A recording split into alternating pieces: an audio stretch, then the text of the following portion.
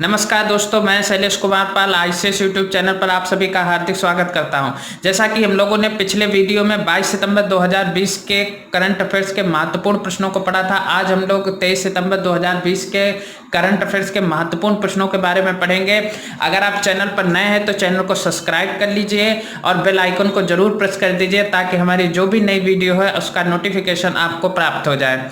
तो बहुत ही महत्वपूर्ण प्रश्न विश्लेषणात्मक रूप से मैं आपके लिए लाया हूं। वीडियो को पूरा अंत तक जरूर देखिए और वीडियो को पूरा शेयर जरूर कर दीजिएगा, अधिक से अधिक शेयर कर दीजिएगा। और जितनी भी वीडियोज है डिस्क्रिप्शन में उसका लिंक भी सब दिया है, जो भी आपकी संबंधित वीडियोज जीएस है, करंट है और उन सभी चीज़ों से, तो आप चैनल पर जा करके उन वीडियो को भी देख सकते हैं। चलिए आज के करंट अफेयर शुरू करते हैं पहले प्रश्न के साथ। अंतर्राष्ट्रीय सांकेतिक भाषा दिवस निम्न में से किस दिन मनाया जाता है? तो बेहतरीन क्वेश्चन है आपका कि अंतर्राष्ट्रीय सांकेतिक भाषा दिवस निम्न में से किस दिन मनाया जाता है? तो 10 मार्च, 22 अप्रैल, 23 सितंबर और 12 जनवरी। तो इसमें से जवाब ढूंढना है तो किस दिन मनाया जाता है? तो जवाब आपका आएगा 23 सितंबर। क्या जवाब आपका आएगा? 23 सितंबर को मनाया जाता है अंतर्राष्ट्रीय सांकेतिक भाषा दिवस। ठीक है, तो आगे बढ़ते हैं, थोड़ा डिस्क्रिप्शन पढ़ते हैं इसके बारे में कि 23 सितंबर को अंतर्राष्ट्रीय सांकेतिक दिवस के रूप में मनाया जाता है। इसका उद्देश्य सांकेतिक भाषा के संदर्भ में जागरूकता फैलाना है। इस वर्ष अंतर्राष्ट्रीय सांकेतिक भाषा की थीम क्या थी? सभी के लिए सांकेतिक भाषा का अधिकार है। और अंतर्राष्ट्रीय सांकेतिक भाषा के दिवस के रूप में मनाए जाने का प्रस्ताव विश्व बधिर संघ द्वारा रखा गया था। तो 23 सितंबर को अंतर्राष्ट्रीय सांकेतिक भाषा, यानी कि आपको पता है जो बधिर जो लोग होते हैं, जिनको सुनने में दिक्कत होती है, उनको सांकेतिक भाषा के रूप में पढ़ाया लिखाया जाता है और बताया जाता है, तो उसके लिए। ठीक है, नेक्स्ट क्वेश्चन देखते हैं। सॉरी, अभी इसके बारे में थोड़ा और, एक सप्ताह मनाया जाता है उसके बारे में जान लेते हैं कि बधिरों का अंतर्राष्ट्रीय सप्ताह 21 से 27 सितंबर और international week of the deaf बधिरों के लिए विश्व संघ world federation of the deaf WFD की एक पहल है। यह 1958 में वैश्विक बधिर समुदाय द्वारा सितंबर के अंतिम सप्ताह में प्रतिवर्ष मनाया जाता है। 2020 international week of the deaf of the theme बधिर लोगों के लिए मानव अधिकारों की पुनः पुष्टि। ये जो है वीक ऑफ द डेफ की थीम थी, ये वीक ऑफ द था और वो सांकेतिक भाषा की थी। ठीक है, तो ध्यान रखिएगा 21 से 27 सितंबर तक मनाया जाएगा। ठीक है, 21 से 27 सितंबर तक। चलिए अगला क्वेश्चन देखते हैं। DRDO के निम्नलिखित में से किस प्रतिष्ठान के ने उच्च गति वाले एक्सपेडेबल एरियल टारगेट हीट अभ्यास को डिजाइन और विकसित किया है? तो किसने इसको विकसित और डिजाइन किया है?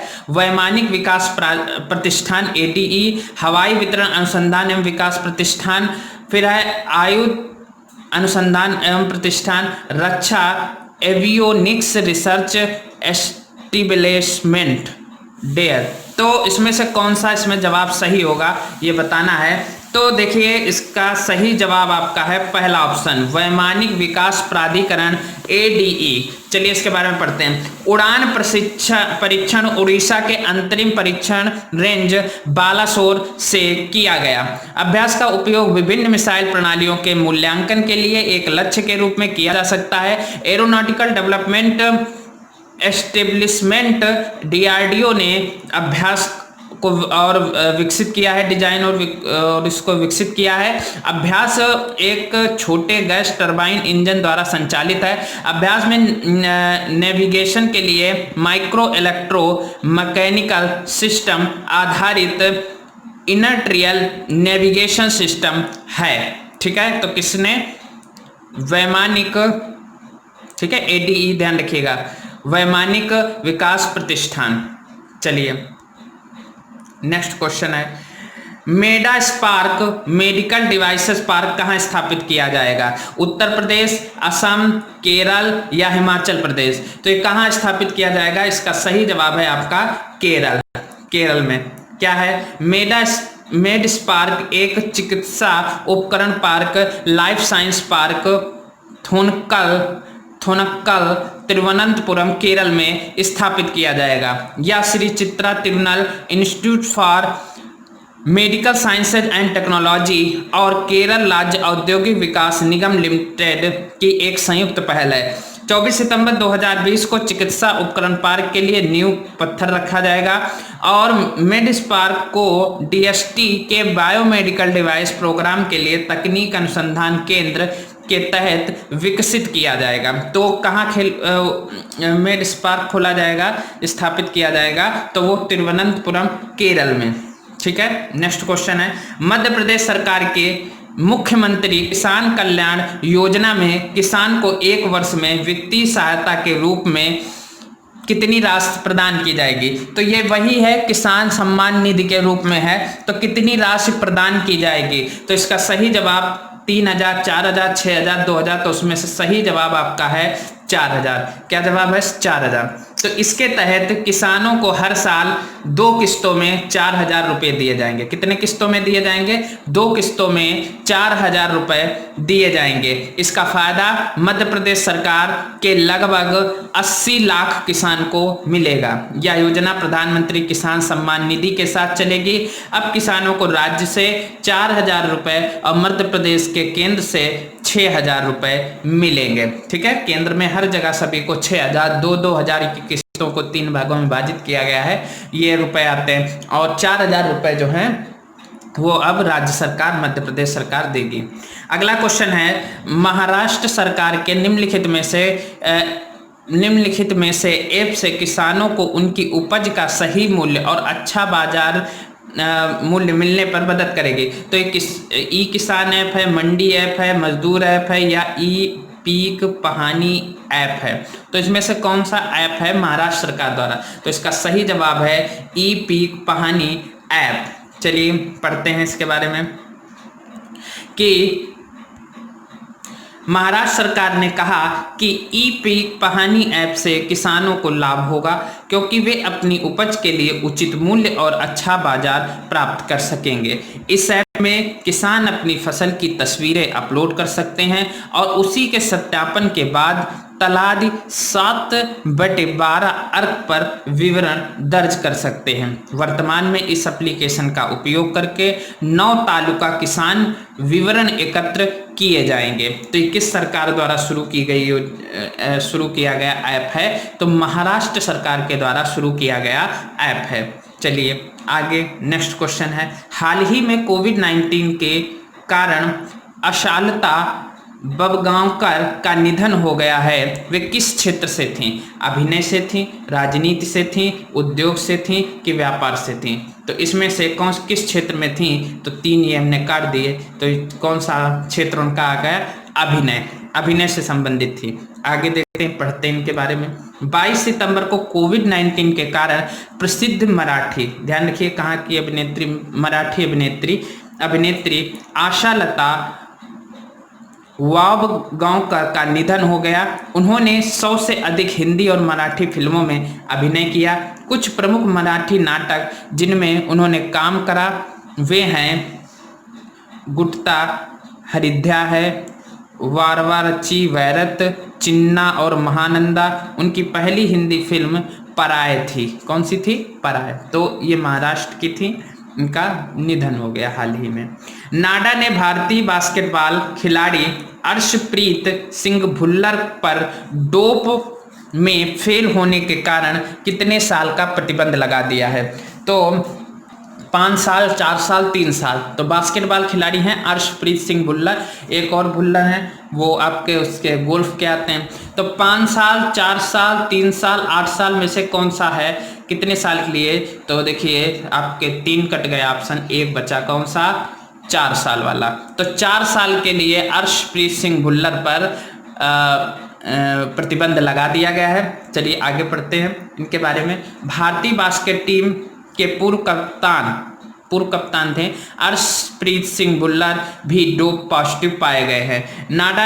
नाडा जो है डोपिंग एजेंसी है, नाडा ने उन पर 4 साल प्रतिबंध लगा दिया है। अर्शप्रीत ने सुनवाई के दौरान कहा उन्होंने सप्लीमेंट खाया था जिसमें ये सप्लीमेंट पाया गया। नाडा युवा कार्य और खेल मंत्रालय के अंतर्गत स्वायत्त इकाई है जो खेलों में डोपिंग की जांच करती है। सरकार के काम में दखल नहीं देती। सरकार नाडा के काम में दखल नहीं देती और डोपिंग से जुड़े मामलों में पूरी पारदर्शिता व निष्पक्षता बरतती है। नाडा वाडा के तहत काम करती है। ठीक है, वाडा का काम डोपिंग को चेक करना है। इसी मामले में अंतिम फैसला वाडा ही करती है। खिलाड़ी को यहाँ पर अपनी बात रखने का मौका मिलता है। तो नाम इनका था अर्शप्रीत सिंह भुल्लर, पूर्व बास्केटबॉल टीम के कप्तान थी ये। आगे, निम्नलिखित में से किस राज्य में घर तक फाइबर योजना का शुभारंभ किया गया है? तो इसमें से आपको बताना है घर तक फाइबर योजना का शुभारंभ कब किस राज्य के द्वारा किया? उत्तर प्रदेश, मध्य प्रदेश, आंध्र प्रदेश, बिहार। तो इसमें से आपका जवाब आ जाएगा। आपको पता है इस समय अगर कोई योजना और कोई परियोजना शुभारंभ होती है तो सर्वाधिक रूप से कहाँ होगी? बिहार में, क्योंकि बिहार में क्या है, चुनाव है और चुनाव को मद्देनजर रखते हुए नेता लोग अपना दांव और पत्ते फेंकने लगते हैं, लालच देने लगते हैं। तो दे दिया, देखिए बिहार को घर तक फाइबर योजना। प्रधानमंत्री नरेंद्र मोदी द्वारा इस योजना का शुभारंभ बिहार में किया गया। बिहार के 45,945 गांवों को अगले 100 दिनों में ऑप्टिकल फाइबर से जोड़ने का लक्ष्य रखा गया है। 15 अगस्त को प्रधानमंत्री ने 1000 दिनों में पूरे देश के हर गांव में ऑप्टिकल फाइबर से जोड़ने की घोषणा की थी। ऑप्टिकल फाइबर से जुड़ने से गांव के लोग इंटरनेट सुविधा के लिए ब्रॉडबैंड का इस्तेमाल कर सकेंगे। इसके तहत उन्हें काफ़ी अधिक स्पीड की इंटरनेट सुविधा मिलेगी। चलिए देखा जाएगा कि मिलती है कि नहीं मिलती है। तो इसका जवाब तो फिलहाल बिहार हो गया। आगे, प्रधानमंत्री नरेंद्र मोदी ने वित्तीय वर्ष 2020-21 में बेचे जाने वाली कितने रबी फसलों के लिए न्यूनतम समर्थन मूल्य में बढ़ोतरी की घोषणा की? 9, 8, 6, 7। तो इसका सही जवाब आपका हो गया 6। क्या सही जवाब है? 6। चलिए पढ़ते हैं। प्रधानमंत्री नरेंद्र मोदी ने वित्तीय वर्ष 2020-21 में बेचे जाने वाली 6 कितनी, देखिए इसमें दिया है कितनी रबी फसलें, 6 रबी फसलों के लिए न्यूनतम समर्थन मूल्य में बढ़ोतरी की घोषणा की है। केंद्र सरकार के अनुसार न्यूनतम समर्थन मूल्य में यह वृद्धि स्वामीनाथन आयोग की अनुशंसा के अनुरूप है। 18 नवंबर 2004 को भारत सरकार ने MS स्वामीनाथन की अध्यक्षता में भारतीय कृषक आयोग का गठन किया, जिसे स्वामीनाथन आयोग से भी जाना जाता है। स्वामीनाथन ने तो आप समझ लीजिए कृषि के लिए एक प्रकार के जो अंतर्राष्ट्रीय कृषि पुरस्कार तक दिया गया है वो भी तक इनको मिल चुका है, MS स्वामीनाथन जी को। हरित क्रांति और इन सारी चीज़ों के जो है प्रणेता माने जाते हैं। आयोग के मुख्य उद्देश्य कृषि प्रणाली को स्थिरता प्रदान करने हेतु एक व्यवस्था का निर्माण करना और कृषि क्षेत्र को अधिक लाभदायक, लागत प्रतिस्पर्धी बनाना है। चलिए तो समझ गए, इसका जवाब MS स्वामीनाथन 6 रबी फसलों के लिए। ठीक। DRDO ने हाल ही में उड़ीसा के बालासोर में किस मिसाइल का सफल परीक्षण किया? अभ्यास पृथ्वी विक्रम मिराज। तो इसका सही जवाब है अभ्यास मिसाइल का। चलिए पढ़ते हैं इसके बारे में। रक्षा अनुसंधान एवं विकास संगठन DRDO, सभी को पता है इसके इस समय अध्यक्ष कौन है? G सतीश रेड्डी। नाम याद कर लीजिए, क्या नाम है? G सतीश रेड्डी। ठीक है, मुख्यालय इसका दिल्ली में है। तो DRDO ने 22 सितंबर 2020 को स्वदेशी हाई स्पीड टारगेट ड्रोन अभ्यास का सफल परीक्षण किया। अभ्यास हाई स्पीड ड्रोन है जिसे हथियार प्रणाली के अभ्यास के दौरान मिसाइलों द्वारा टारगेट किया जा सकता है। DRDO के अनुसार एक बेहतरीन एयरक्राफ्ट है जो नवीन तकनीकों का उदाहरण है, देश की रक्षा प्रणाली को मजबूत करेगा। तो इसका जवाब था अभ्यास।